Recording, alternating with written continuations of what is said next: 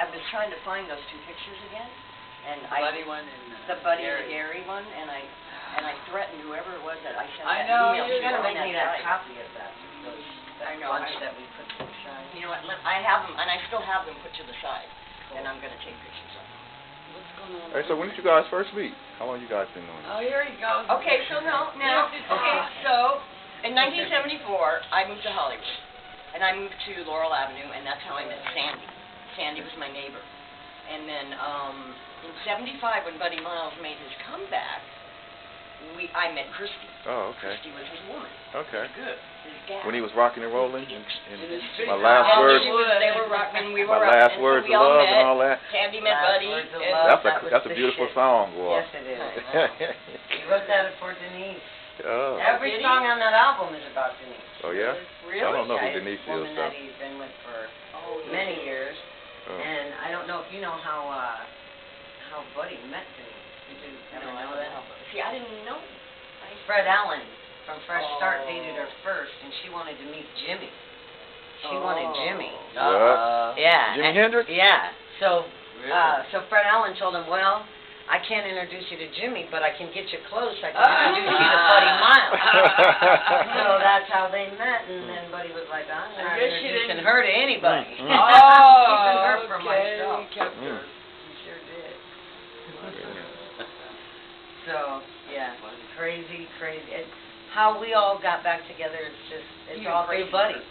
Yeah, it was all Buddy. That's all. Well, partly Velvet Turner, though, too. And Anyway. Robert as well. Velvet Turner was Jimi Hendrix's protege Yeah. many years, I guess. Where's that picture of Velvet that you had? Oh, it's on my computer. And actually, it is Sandy's. It's Sandy's picture, but this is here. So it's a Velvet Turner group. So do you have any Velvet Turner music? You know what? No, I do not. And that's kind of a drag because, you know what, he didn't make a lot of music in the 70s. I remember he put a band together and he played the Starwood. Yeah. And it was like standing there listening to Jimi Hendrix. Voice and the way he played. Yeah. It was like, oh my God, he's really amazing. He had like, he really took, here's the Velvet Turner group picture. So that's Velvet always Velvet. reminded me of the artist Bus Squad.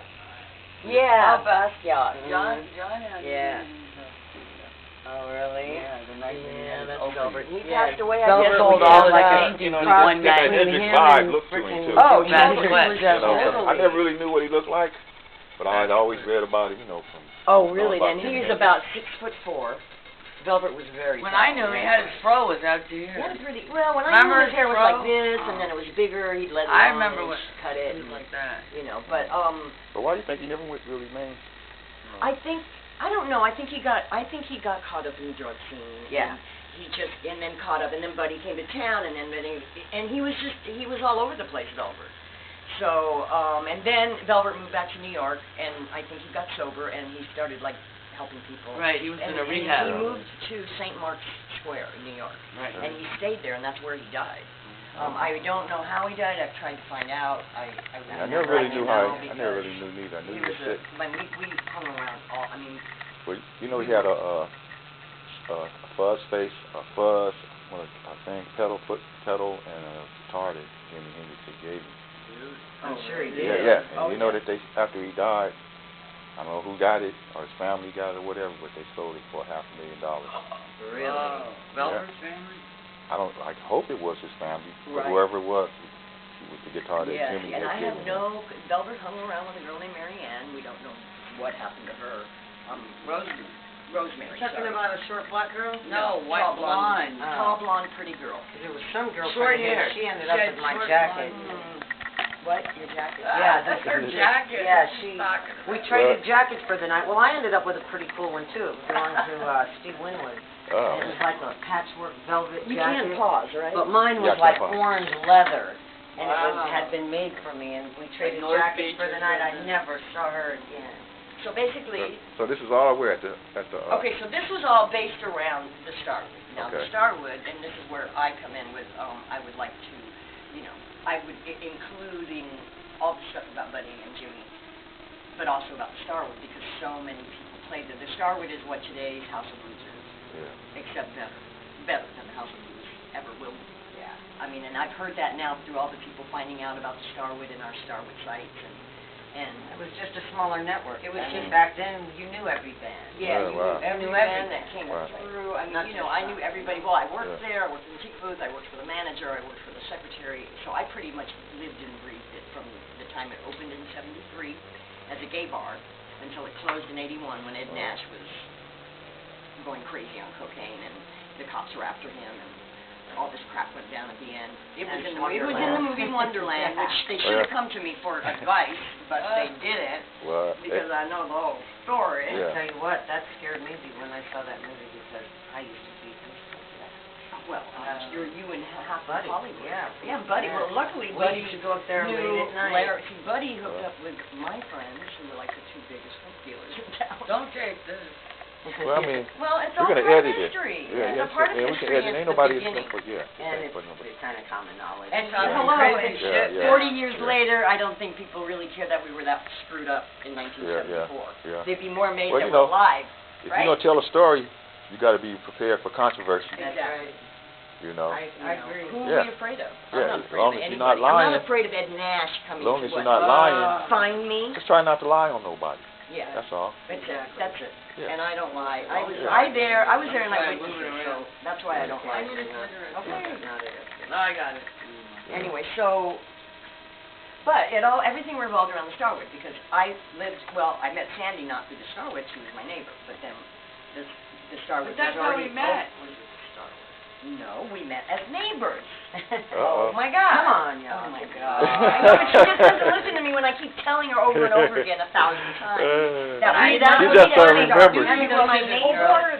She just doesn't remember. I know, but it makes me crazy because how many times don't I knew you before when you were little. I was after. Oh, see, this is what I keep records and Sandy doesn't. Sandra has her wild days and she wants to write a book, but if she can't remember dates, forget about it. I'll remember them for her. I'll remember them for her. Yeah. Anyway, so after we met, of course, Starwood was already open. I was already hanging out there, and possibly Sandy was already hanging out there. All I know is I met her as my neighbor. But then we were all hanging out in Starwood, and then I was working there just working there, doing everything. And then Buddy came, and then Christie comes into the picture when Buddy Miles makes his comeback with the More Miles per Gallon. Oh yeah, that was a big comeback too. Right? Was that More Miles per Gallon? Yeah, he was just going in, he was just writing the material. So the album hadn't even came out yet. Oh, no. Oh, okay. 'Cause You mean man, when when that he was hit, In fact, I helped write some of that song. Wow. But my name is under special thanks. yeah. But when I first met Buddy, the first 3 albums, my name was under special thanks. Oh, But I okay. was picking up checks at William Morris Agency. Well, that's right. I'm 18, 19. I'm like, cool. Yeah, really. Casablanca Records sounded good to me. Yeah. Now, in retrospect, though, I wish I would have gotten my credits, but I did get proper credits on Roadrunner. Oh, okay. I co-wrote Stink Rock. Oh, okay. And sang on that as well. Oh, okay. Yeah, it was all like a tribute song for Bootsy Collins is what it was. What? Buddy had come up with All over Facebook all of the a funk sudden. beat, you Oh, know, okay. and he kept coming up to Dawn's and we just started calling it Stink Rock, and so we turned it into a dance. And Wow. where's my Well, what about did you ever see Eddie Hazel when he used to come around? Yes. Okay. Oh, come on now. Well, Yeah. No. plus I'm from Detroit, so I Okay. used So to you see know. him play. Okay. And, oh man, I can't even remember the name of the club in Detroit right now. I know that he was with this one band called the Sins of Satan that played at this club on Grand River. What? They were great. I love Eddie Hazel. I had lunch with them right when he got out of jail. Cause, this is something I find interesting. Okay. One time we go to have lunch on Sunset. We're meeting with Eddie Hazel because he's putting this band together called the Big Five. Okay. It's Buddy Miles on drums, Eddie Hazel on guitar, Willie Weeks on bass, Oh.